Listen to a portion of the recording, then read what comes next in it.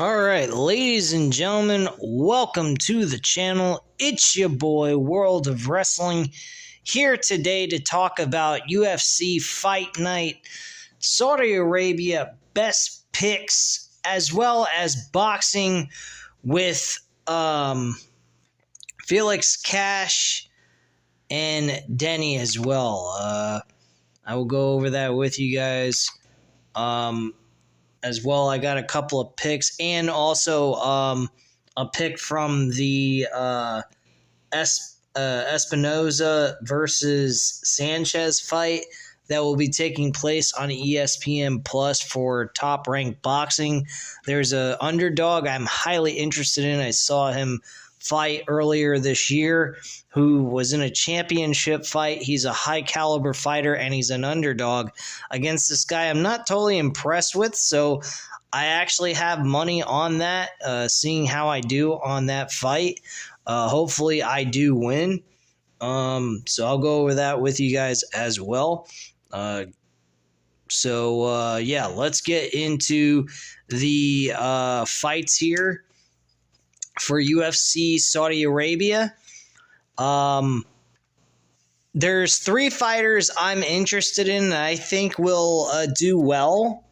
One of which I'm a little concerned about, but I think he should do okay. A lot of people are very confident and feel okay with Kevin Gastelum to win the fight against Daniel Rodriguez.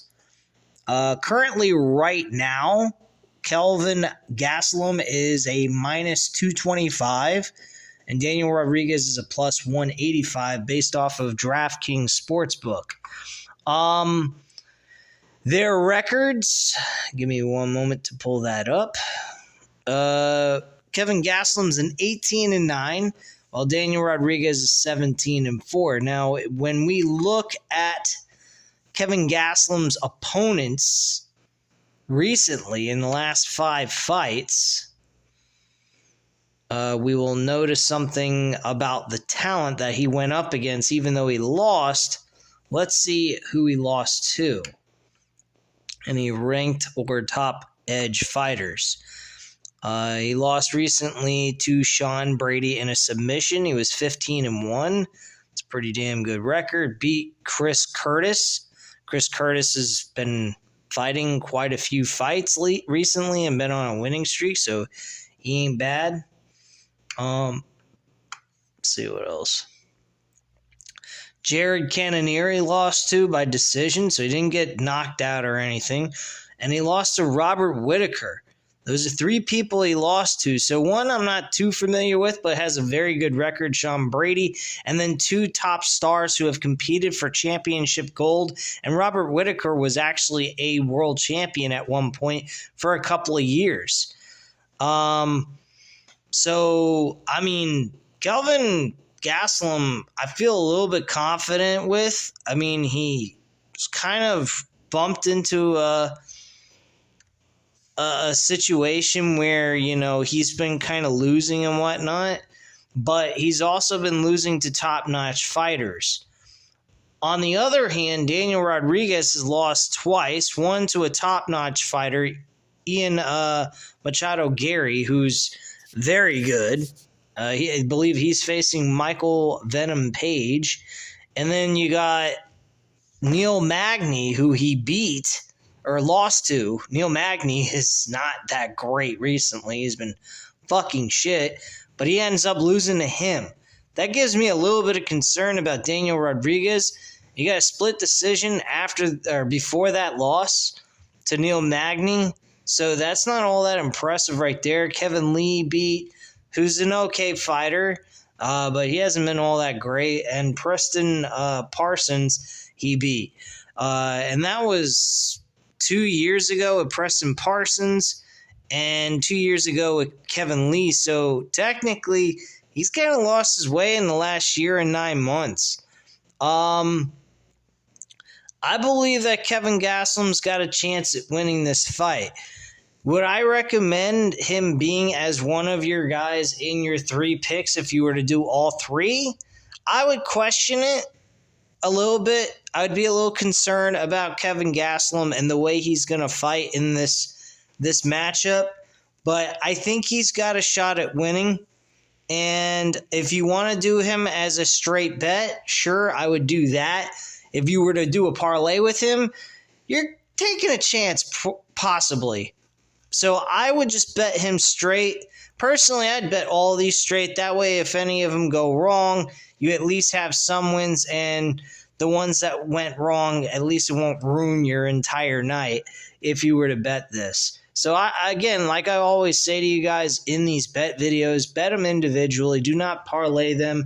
If you want to parlay them, just make sure and know that there's a possibility, a good possibility you could lose. So if you're okay with losing to win that big cash grab in that chance, by all means, I wouldn't say don't go for it, but I mean, I wouldn't really risk it with Kevin Gastelum being in your parlay. Now, two other fighters that I'm interested in on this card, I would definitely put in a parlay with, and then kind of like find other routes, like other sports that you might be interested in that you think have a shot at winning, and parlay them with these two fighters from this card. The other fighter I really am strong with and believe is going to win is Shira Magomedov. He's a minus 650. I know that is extremely high, but if you parlay him with Nasrat Hakwa Paraset, I believe is how you pronounce his fucking name, if I'm getting it correctly. Let me see if I could just at least put these two together on DraftKings. So as a parlay, I'm trying to see the odds here. Those two together, I usually bet only $70 per weekend. So let's say you did 70, oh, it's not allowing me to do it as a $70. What the fuck?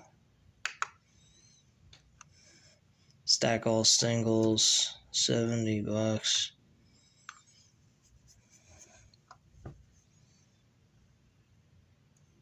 That's kind of weird. It's not allowing me to do that. Oh, maybe I have to. Oh, okay. Here we go. So it's a minus 159 with those two together. If you go ahead and you do $70, which is what I do every single weekend, I do only 70 maximum, you'd win back $114. That's not bad. I mean, if you want to look at it as a sense as your money is going bye-bye, and then you're getting the money back, you look at it that way and keep it in the account and keep building on that. And every week, take $70 out of your account and do that. That's what I basically do every single week. My maximum is $70. I either break it up into divide it up.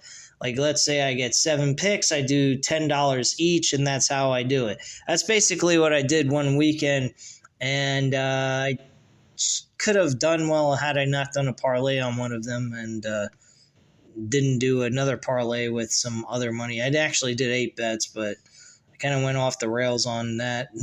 I only went 4 for 8, so I kind of fucked myself in that situation. But yeah, if you were to do something like this, I think you honestly, with this kind of parlay, you got a strong shot at winning the parlay with these two fighters. So I honestly think that this would be a very good idea to do, but I wouldn't recommend it just to play it safe and whatnot. So my personal opinion, I think Shira Magomedov is an excellent pick. He is a guy I honestly think is going to kick some fucking ass. He's facing Antonio Trinoli, and the guy hasn't fought in 3 years. He's on a losing streak, I also believe, so give me a second to check that out. If this fucking computer of mine will ever move.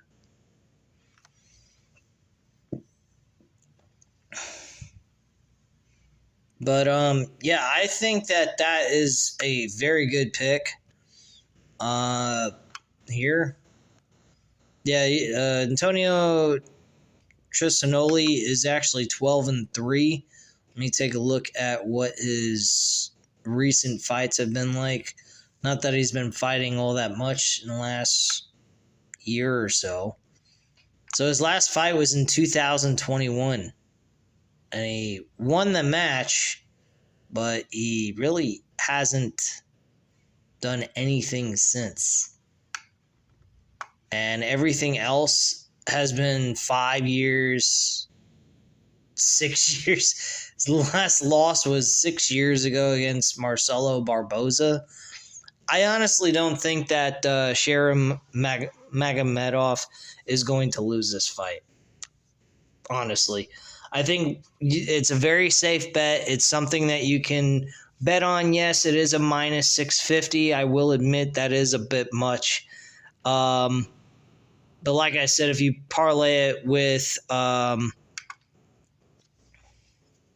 Nasrat, he's a -2 on DraftKings. He's a -238 on Hard Rock Bet, which is the only sportsbook access I have. He's a -250, so I'm kind of getting fucked over on that one. I would be getting better odds with DraftKings if I had access to it, but DraftKings will not allow me to make any picks because it's not legal here in the state of Florida. Thank you, Floridians, for being so cheesy. But, being self-centered with the Indian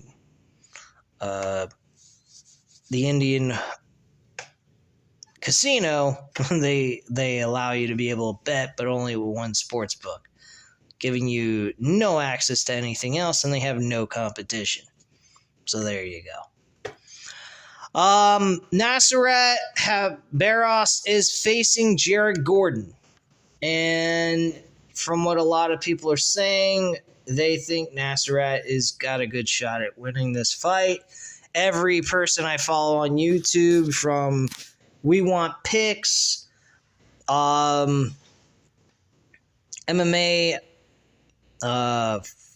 full of I forgot the name of the other group. These guys, they do one video per week on each of the fights and make their prediction. Run-a-Mouth MMA is their name. They even said that Nasrat should win. They also said some of them said Jared Gordon could possibly win this fight. I'm going to say Nasrat's winning this fight. I do understand that he did get 2 losses under his belt, but both of them by decision. So he wasn't exactly beaten up. And these 2 losses occurred 2 years ago. So it's been a while since he lost. Since then, since after those 2 losses, though, he has won one decision, another decision, and a TKO. So he has been on a good winning streak, 3-fight winning streak, while Jared Gordon has only won 1 fight against Mark Madsen, who is 12-1, a no contest with Bobby Green, a loss decision to Paddy Pimblett, who's a good fighter. I followed him on Cage Warriors on UFC Fight Pass. He's pretty damn good, and he was their champion for a while. Leonardo Santos, he won by decision. 18-5 was his record at the time. And also he lost to Grant Dawson, though, by submission. He's 17-1. So, and Grant Dawson recently has fought, and he won his fight. So honestly, I think Nasrat is got a good shot at winning this fight. I don't think this is anything to be concerned with. I think this is a good shot for you to make some money on these 3 picks. So I'm going to go with these 3 picks as my 3 best UFC picks of the night for this event. So that's where I'm going to go with that. Next up, I'm going to go to boxing. Boxing. These 2 guys I am highly interested in. I think are going to be excellent. And one underdog I have a good feeling of, but I'm only betting $10 on them. I'm not going to risk like $70 on this dude or anything like that. I don't want to take a chance of betting all. I know it's a lot of money I'll be getting back, but I also don't want to bet so much and then end up losing, because I'm always concerned about underdogs. I never really bet underdogs so often unless I'm absolutely 100% positive that I have a good feeling that they're going to win. And Andrade Cortez is facing Abraham Nova. I've seen Abraham Nova on ESPN Plus for Top Rank Boxing. He has had, before the fight he had for the championship earlier this year in February, he had a 23-1 record. This guy has knocked out most of his opponents. 16 fights he has won by knockout, and I think he's only been knocked out once, or possibly never been knocked out. I would need to check this out real quick, see where his losses were. Let me see his losses. Yeah, he was knocked out one time by a straight left. And his opponent was Robozy Ramirez, who I think is a top fighter in boxing. Let me take a look at this dude.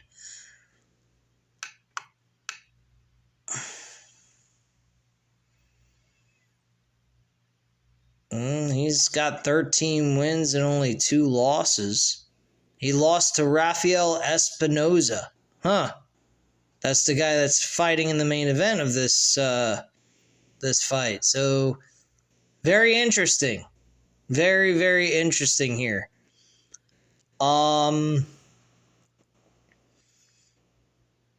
The guy is currently right now at a height of 5'5", so he's an inch smaller than me. Yeah, I know, I'm small. Oh wait, he's not facing that guy, excuse me. That's the guy he ended up beating. Or the guy ending up beating whatchamacallit, Abraham Nova. So let me get back to Abraham Nova. Abraham Nova actually lost by a split decision too. So, I mean, this guy's pretty fucking good. There's not really a whole lot to... I mean, this guy's 5'9", number 1. And Andrade Cortez he's got a good record. He's 21-0, but I will say this. I watched his tape. This guy's 5'7". I watched his tape and what he had to offer. I'm not really impressed with Cortez.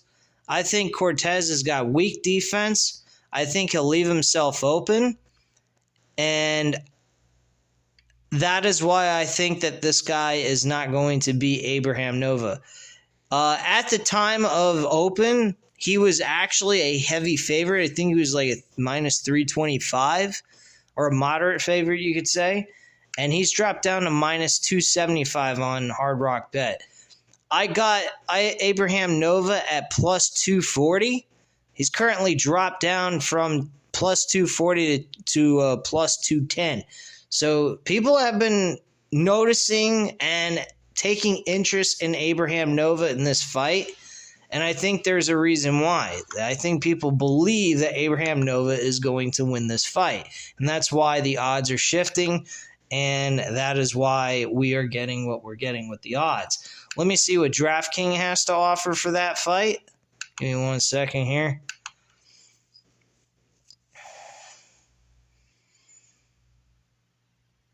On DraftKings, Abraham Nova is a plus 215. So currently, right now, if you were to pick him on DraftKings, you'd be able to win a little bit better money than you would on Hard Rock. So yeah, Abraham Nova is a very good pick. I think he's a good underdog. I think he's somebody that will win you some decent money. And I think that you will walk away with some good money. So yeah, that's one of my other boxers I'm going with. The other person I'm going with is Lewis Crocker. Lewis Crocker currently right now is facing Kona Walker. Kona Walker, I have seen fight before. I've even bet on him, and he's won. But there's one thing about Kona Walker that I've noticed about him. He's a good fighter. He has good combinations. He throws a good jab, good head movement, but he leaves himself open quite a bit. And Lewis Crocker has very strong, powerful punches. His only weak downside, I think, is that Crocker does not throw enough combinations. He's not super fast, but when he hits you hard, and he hits you to the body.